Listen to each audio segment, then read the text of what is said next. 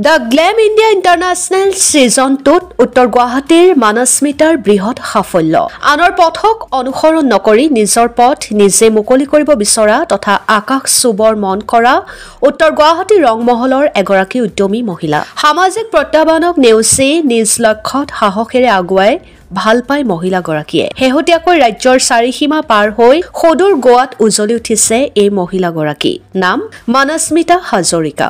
দুটি সন্তানৰ মাতৃ মানস্মিতাই পৰিয়ালৰ দায়িত্ব নিয়াৰিকৈ পালন কৰিও নিয়মিত কৰি গৈছে সৌন্দৰ্য চৰ্চাক পেছা হিচাপে গ্ৰহণ কৰিছে মানস্মিতাই সমান্তৰালকৈ ৰেম্পত খোজো দিছে উত্তৰ গুৱাহাটীৰ ব্যতিক্ৰমী মহিলাগৰাকীয়ে বহু মহিলাক চেৰ পেলাই মানস্মিতাই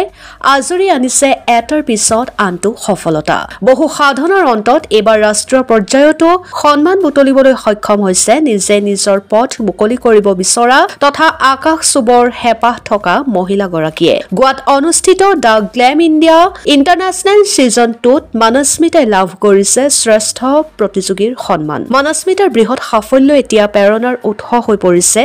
অজস্ৰ মহিলাৰ উত্তৰ গুৱাহাটীৰ পৰা পংকজ দাসৰ ৰিপৰ্ট এণ্ড টাইম নমস্কাৰ মই মানস্মিতা হাজৰিকা মই উত্তৰ গুৱাহাটীৰ বোৱাৰী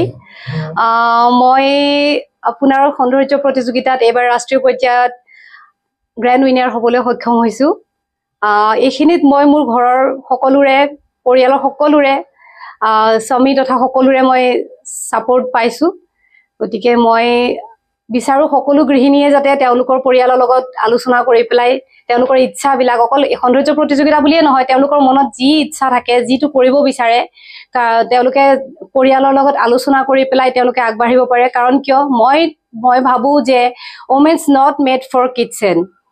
কাৰণ কিয় গৃহিণী সকলৰো যে চাকৰি কৰিব লাগিব আমি যে এটা চৰকাৰী চাকৰি কৰিব লাগিব কিবা কৰিব তেনেকুৱা নহয় আমাৰ হাতৰ বিদ্যা আমাৰ নিজৰ প্ৰতিভা বহুত থাকে কোনোবাই ড্ৰামা নাটক কৰি ভাল পায় কোনোবাই নাচি ভাল পায় কোনোবাই গান গাই ভাল পায় কোনোবাই ফুল ৰুই ভাল পায় সব ক্ষেত্ৰতে আমি আমাৰ প্ৰতিভাবোৰ দেখুৱাব পাৰো মই মোৰ ঘৰ সংসাৰ মোৰ দোকান মোৰ পাৰ্লাৰ মোৰ খেতি বাতি সমস্ত সম্ভালিও মই আগবাঢ়িব চেষ্টা কৰিছো আৰু ভগৱান আপোনালোকৰ আশীৰ্বাদত মই আৰু অকমান আগবাঢ়িব বিচাৰো আৰু লগতে মই সকলো গৃহিণীকে মই আহ্বান জনাম যে তেওঁলোকেও তেওঁলোকৰ অন্তৰত থকা সুপ্ত প্ৰতিভাবোৰ যাতে তেওঁলোকৰ পৰিয়ালৰ লগত আলোচনা কৰি আগবাঢ়ি আহে তেওঁলোকেও কৰিব নোৱাৰা কাম এখন পৃথিৱীত একো নাই মাথো লাগিব ধৈৰ্য সাহস আৰু একাগ্ৰতা ধন্যবাদ